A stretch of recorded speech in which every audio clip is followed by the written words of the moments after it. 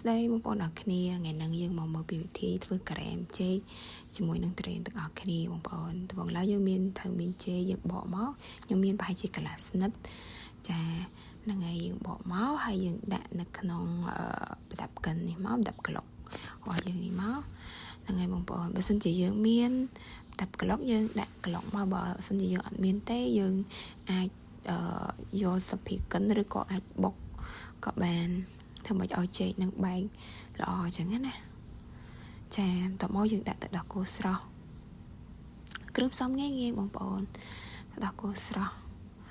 យើងដាក់តាមចំណង់ចំណូលចិត្តរបស់យើងមកយើងចង់បានរាងខាប់យើងដាក់តិចទៅបើយើងចង់បានរាងរាវដែរយើងដាក់រៀងច្រើនអញ្ចឹងណាបងប្អូនយើងចង់បានច្រើនកញ្ចប់អញ្ចឹងយើងដាក់រៀងច្រើនមក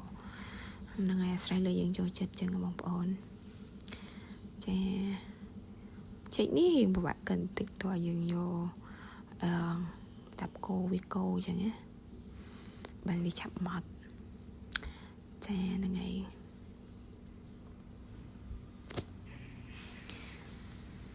យើងដាក់ក្លុកមកយើងវាស្រួលមែនតើបងប្អូនអរគ្នាអត់មានអីមកបាក់មកផ្លែតបានតែគ្រាន់តែវាយ៉ាច់យូរកកយើងយូរបានយ៉ាងតិចចាមកយើងក្លុកមក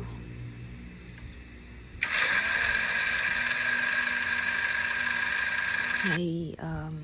យើងមានត្រេនដាក់ដែរបងប្អូនអរគ្នាថងនេះដាក់ស្តែកនេះវិញហើយដាក់ស្ករសបន្តិចបើសិនយើងចង់ផ្អែមហើយនេះជាថងដែលខ្ញុំសល់កាលពីមុនខ្ញុំទៅខ្ញុំធ្លាប់ធ្វើការ៉េអញ្ចឹងហើយវានេះសល់ខ្ញុំប្រើតែវារៀងធំបន្តិចបើសិនជាទូជាហ្នឹងល្អពួកអានេះរៀងធំចាក់បានបន្តិចដែរវាធំពេកចាហ្នឹងហើយបងប្អូនអរគ្នាយើងច្រកវាក្នុងថងមកហើយតមកយើងយកវាទៅដាក់នៅក្នុងទូទឹកកករងចាំរយៈពេល2ទៅ3ម៉ោងឬក៏យើងចង់បានរឹងល្អយើងទុកវាឲ្យយូរតាមហ្នឹងណា